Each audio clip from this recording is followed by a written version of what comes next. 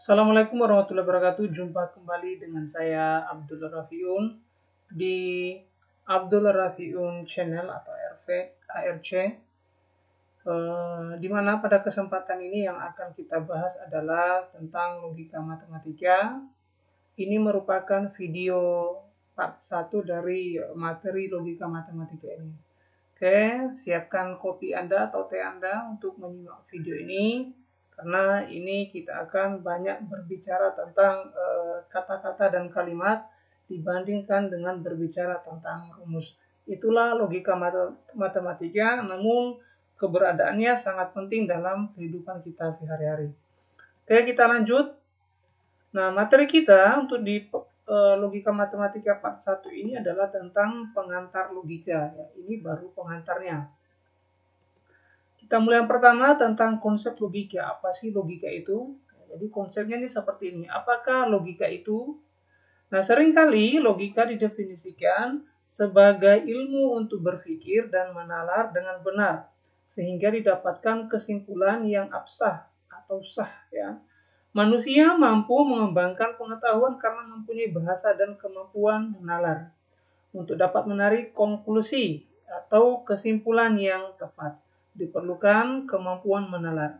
Kemampuan menalar adalah kemampuan untuk menarik konklusi atau kesimpulan yang tepat dari bukti-bukti yang ada dan menurut aturan-aturan tertentu. Itulah logika. Ya. Konsepnya seperti itu. Jadi,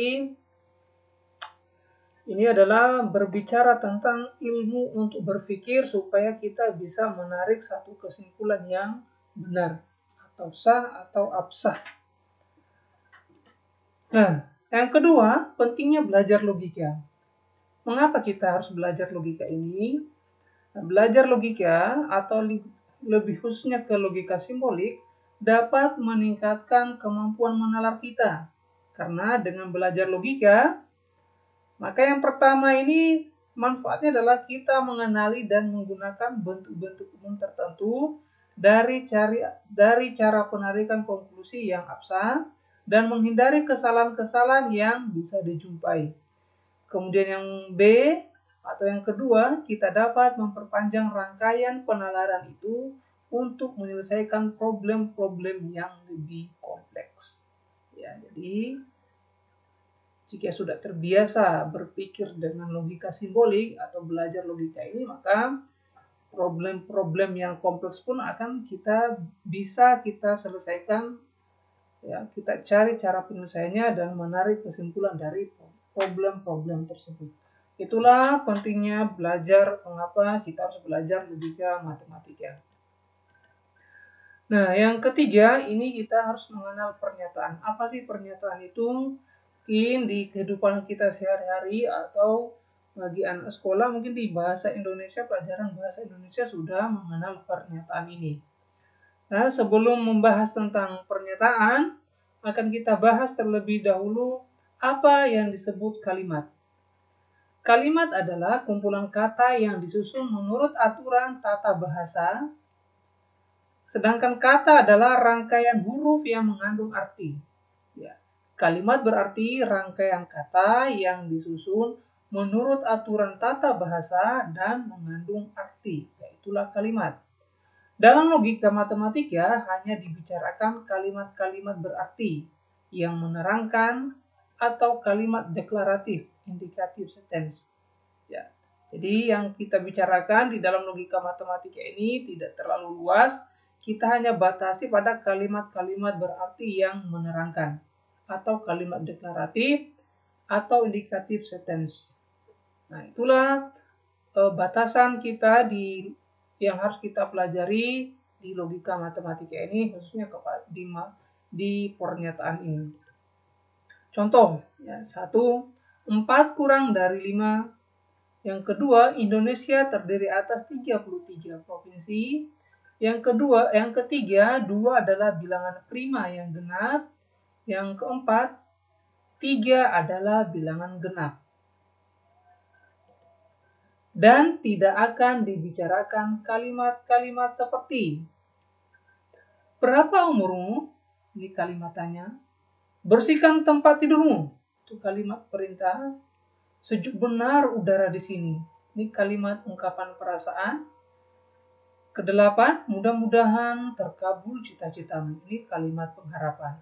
Jadi yang akan kita bahas itu hanya 1, 2, 3, 4 ini. Ya. 5, 6, 7, 8 ini tidak. Karena yang 1, 2, 3, 4 ini adalah pernyataan. Bukan kalimatannya yang akan kita bahas, bukan kalimat perintah, bukan kalimat ungkapan perasaan, bukan pula kalimat pengharapan. Nah, kenapa hanya 1, 2, 3, 4 ini yang kita bahas? Nah, kita definisikan dulu. Jadi, suatu pernyataan atau statement adalah suatu kalimat deklaratif yang bernilai benar saja atau salah saja, tetapi tidak sekaligus benar dan salah. Jadi 1, 2, 3, 4 ini kita bisa nilai, ya, beri dia nilai. 4 kurang dari 5 benar atau salah? Oh, benar. 2, Indonesia terdiri atas 33 provinsi, benar atau salah? Oh, benar. Ya. 2 adalah bilangan prima yang genap, benar atau salah? Benar. Ya, ini benar. Dan yang keempat ini 3 adalah bilangan genap, benar atau salah? Salah. Jadi yang akan kita bahas ini adalah kalimat atau pernyataan yang hanya mengandung nilai benar saja atau salah saja. Nah, bukan yang kita bahas bukan tentang kalimatannya, kalimat perintah, kalimat ungkapan perasaan, dan kalimat pengharapan. Ya. Bukan juga kita membahas kalimat yang memiliki kebenaran benar dan salah. Bisa benar, bisa salah. Bukan itu. Jadi yang kita bahas itu adalah pernyataan-pernyataan yang memiliki nilai benar saja atau salah saja. Itu pernyataan. Nah, yang keempat adalah tentang kalimat terbuka. Ya, agar kita bisa membedakan kalimat terbuka dan pernyataan tadi juga. Nah, definisi, ya, jadi kita harus lihat definisinya terlebih dahulu. Kalimat terbuka adalah kalimat yang mengandung variabel. Ya, ini saya beri garis bawah. Dan jika variabel tersebut diganti konstanta, saya beri garis bawah juga, dari semesta yang sesuai, maka kalimat itu akan menjadi kalimat yang bernilai benar saja atau bernilai salah saja. Ya, atau seperti definisi sebelumnya tadi itu dinamakan pernyataan.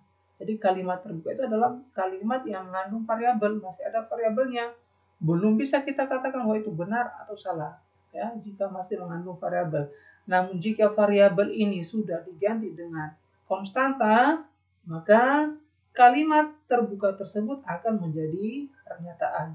Nah, bagaimana sih kalimat terbuka itu? Nah, variabel adalah, sebelumnya kita beri pengertian dari variabel. Variabel adalah simbol yang menunjukkan suatu anggota yang belum spesifik dalam semesta pembicaraan. Jadi masih umum, belum spesifik. Nah, sedangkan konstanta adalah simbol yang menunjukkan anggota tertentu yang sudah spesifik dalam semesta pembicaraan. Nah, itu ya perbedaan variabel dan konstanta. Ini sedikit pengertian tentang variabel dan konstanta. Nah, kembali ke sini, bagaimana sih contoh dari kalimat terbuka itu? Contohnya seperti ini. X tambah 3 sama dengan 8. 2A kurang 6 sama dengan 5. X lebih besar dari 4. Nah, X ini dinamakan variabel. A juga variabel. X juga variabel.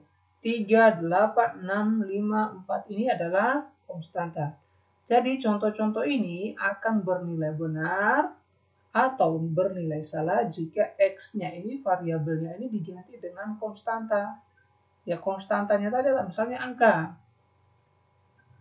Misalnya kita ganti X-nya dengan 2. 2 tambah 3 sama dengan 8. Benar atau salah? Salah. 2 tambah 3 itu 5. Tidak sama dengan 8. Tapi kalau saya ganti ini 5 tambah 3 sama dengan 8. Benar atau salah? Benar. Nah, jadi X ini atau variabel-variabel ini akan menjadi pernyataan jika ini sudah diganti dengan konstanta-konstanta yang sudah spesifik dibicarakan dalam semesta pembicaraan kita. Yaitu kalimat terbuka, pengantar tentang logika ini. Sekarang kita masuk ke kata hubung kalimat. Nah, Pernyataan majemuk terdiri dari satu atau lebih pernyataan sederhana yang dihubungkan dengan kata hubung kalimat konektif tertentu. Ya. Dalam bahasa Indonesia kita sering menggunakan kata-kata tidak, dan, atau, jika titik-titik maka titik-titik. Kemudian ada juga ini jika dan hanya jika. Itu yang biasa kita gunakan dalam bahasa Indonesia sebagai kata hubung kalimat. Nah, mari sekarang kita memperhatikan penggunaan kata-kata yang ini ya dengan lebih cermat dalam matematika dan membandingkannya dengan penggunaan dalam percakapan sehari-hari. Kita pelajari sifat-sifatnya untuk memperjelas cara berpikir kita dan terutama karena pentingnya kata-kata itu untuk melakukan pembuktian. Dalam pelajaran logika, khususnya logika matematika ini, kata-kata itu disebut kata hubung kalimat. Ada 5 macam kata hubung kalimat, yaitu negasi atau ingkaran, konjungsi, disjungsi, implikasi atau kondisional, dan biimplikasi atau bikondisional. Nah, ini yang akan kita bicarakan dalam kata hubung kalimat ini. Namun, pada video kali ini saya batasi dulu untuk yang akan kita bicarakan itu tentang negasi. Loh, kok negasi masuk dalam kata hubung kalimat? Nah, ini beberapa versi, ini ada yang berbeda pendapat. Jadi, tergantung versi mana yang akan kita ikuti nanti. Negasi tidak menghubungkan dua buah pernyataan. Negasi tidak menghubungkan dua buah pernyataan sederhana, tetapi tetap dianggap sebagai kata hubung kalimat, yaitu menegasikan pernyataan sederhana. Ada yang menganggap bahwa negasi suatu pernyataan sederhana bukan pernyataan majemuk. Ya. Jadi ada dua versi, ada yang menganggapnya bahwa ini kata hubung kalimat negasi itu. Oh, ini bukan kata hubung kalimat ya. Jadi tergantung versi mana yang akan kita ikuti. Oke, sekarang kita mulai satu persatu. Kita mulai dari yang pertama tentang negasi. Negasi itu atau kata lainnya adalah ingkaran atau penyangkalan. Jadi disangkal atau diingkari atau dinegasikan. Kita mulai dari negasi ini. Nah, perhatikan pernyataan Amir berangkat ke sekolah hari ini. Bagaimana ingkaran pernyataan itu? Ya, Anda dapat dengan mudah menjawab, Amir tidak berangkat ke sekolah hari ini. Jika pernyataan semula bernilai benar, maka ingkaran pernyataan itu bernilai salah. Ya, jadi akan bertolak belakang. Begitu pernyataan pertama tadi benar, begitu diingkari ya, atau dinegasi atau disangkal akan menjadi salah. Ya, nilai kebenarannya akan menjadi salah dari pernyataan tersebut. Nah, sesungguhnya penambahan tidak ke dalam kalimat semula tidaklah cukup. Ya, jadi kata tidak untuk mewakili negasi ini tidak hanya cukup pada kata tidak ini. Nah, coba Anda pikirkan bagaimana negasi dari kalimat beberapa pemuda adalah YouTuber. Beberapa pemuda adalah YouTuber. Kalau ini kita ingkari, begitu kita sisipkan kata tidak, misalnya di sini begini ya, beberapa pemuda adalah tidak YouTuber. Jadi tidak rancu, tidak seperti kalimat yang kita gunakan sehari-hari. Jadi rancu kelihatannya. Beberapa pemuda adalah tidak YouTuber. Nah, rancu kan kalau hanya kita batasi negasi atau mengingkari atau menyangkal suatu pernyataan itu dengan kata tidak. Jadi negasi atau kata-kata negasi atau kata-kata ingkaran itu lebih dari satu ya, tergantung nanti konteks kalimatnya. Nah, definisi, kita lihat definisi dulu. Ingkaran suatu pernyataan adalah pernyataan yang bernilai benar jika pernyataan semula salah dan sebaliknya. Sebaliknya itu artinya apa? Pernyataan bernilai salah jika pernyataan semula benar. Nah, itu adalah ingkaran ya atau negasi. Jadi ingkaran pernyataan P, jadi misalnya pernyataannya itu P, Jika diingkari maka simbolnya seperti ini. Ya, ini simbol ingkaran. Atau disimbolkan seperti ini. Ya. Mungkin ada beberapa referensi kalian temukan seperti ini, berarti ini negasi dari pernyataan P. Ada juga seperti ini, berarti itu negasi dari P juga. Jika dalam logika matematika ya. Tapi jika dalam simbol-simbol matematika yang lain, mungkin bar yang ini itu bisa diartikan lain. X bar itu adalah rata-rata. Jadi nanti yang akan kita gunakan akan lebih condong ke sini. Pakai simbol ini. Oke, itu definisi ingkaran ya. Sekarang kita lihat contoh-contoh dari ingkaran atau proses mengingkari suatu pernyataan. Jika P, pernyataan P, Jakarta Ibu Kota Republik Indonesia RI itu benar, maka negasi P-nya tidak benar bahwa Jakarta Ibu Kota RI. Nah, tadinya benar akan menjadi salah begitu diingkari ya. Atau juga kita menggunakan ini, Jakarta bukan Ibu Kota RI. Jadi kita tidak menggunakan kata tidak di sini, tapi kata bukan. Jakarta bukan ibu kota RI. Itu nilainya, nilai kebenarannya S atau salah. Karena nilai kebenaran yang semula yang pertama tadi ini benar. Kita lihat yang kedua. Jika pernyataan Q ini Zainal memakai kacamata, maka negasi Q-nya tidak benar Zainal memakai kacamata. Atau Zainal tidak memakai kacamata. Negasi Q akan bernilai salah jika Zainal benar-benar memakai kacamata. Ya. Ini masih tergantung kondisi kenyataan realnya kita lihat. Nah, kalau misalnya Zainal memang benar-benar memakai kacamata, maka ketika diingkari itu akan menjadi nilai kebenarannya salah. Namun jika kenyataannya Zainal tidak memakai kacamata, nah, maka ini pernyataannya ini salah. Begitu diingkari tidak benar bahwa Zainal memakai kacamata, maka akan menjadi benar nilai kebenarannya ya.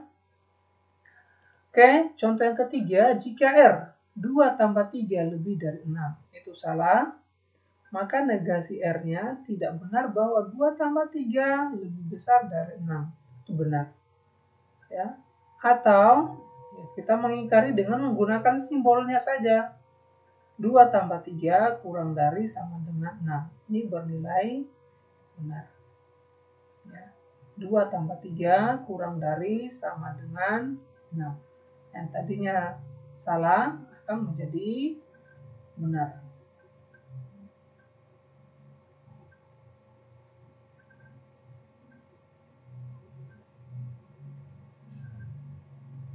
Oke, yang keempat, jika S, ya, pernyataan S, ada anak berkacamata di kelasku, ini benar. Misalkan bahwa pernyataan ini benar ya.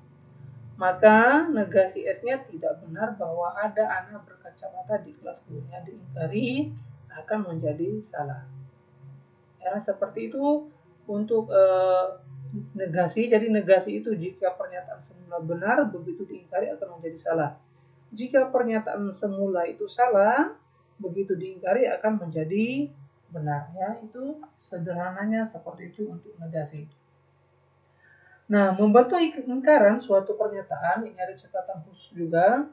Membantu ingkaran suatu pernyataan dapat dengan menambahkan kata-kata tidak benar bahwa, kemudian di depan pernyataan aslinya, atau jika mungkin dengan menambah bukan atau tidak di dalam pernyataan itu. Tetapi untuk pernyataan-pernyataan tertentu tidak demikian halnya. Jadi ada proses negasinya nanti itu yang tidak perlu menggunakan kata-kata ini. Tidak benar bahwa, tidak menggunakan kata bukan itu, tapi begitu diingkari akan ada kata-kata khusus yang digunakan.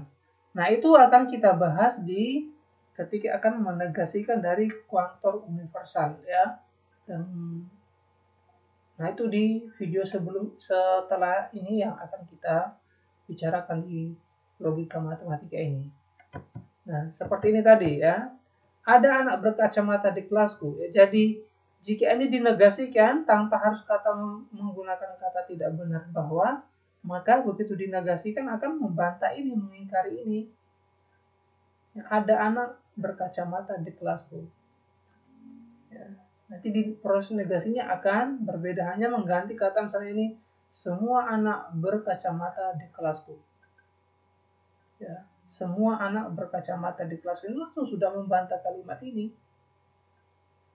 Ya, seperti itu. Jadi proses untuk negasi kalimat itu nanti tergantung konteks yang akan kita tergantung konteks dari kalimatnya. Itu maksud saya. Oke, jadi berdasarkan definisi di atas dapat dibuat tabel kebenaran untuk ingkaran seperti berikut ini. Jadi ini sederhananya seperti ini. Ya, jika pernyataan P itu benar, maka begitu diingkari, ya ini ingkaran P atau negasi P, maka kebenarannya akan menjadi salah. Jika pernyataan P itu nilai kebenarannya salah, maka begitu diingkari akan menjadi benar, ya, nilai kebenarannya. Oke, mungkin itu saja untuk materi pengantar logika ini sampai pada negasi. Nanti untuk disjungsi, konjungsi, implikasi, dan diimplikasi akan kita bahas di video selanjutnya. Nah, ada juga tadi yang saya singgung tentang masalah kuantum universal, itu akan kita bicarakan pada video selanjutnya. Nah, terima kasih, semoga bermanfaat. Demikian dari saya, dukung terus channel Abdul Rafiul Channel. Jangan lupa di like dan dibagikan kepada teman-temannya. Jika ingin mendapatkan pemberitahuan video-video terbaru dari saya, silahkan subscribe dan nyalakan tanda loncengnya. Terima kasih. Assalamualaikum warahmatullahi wabarakatuh.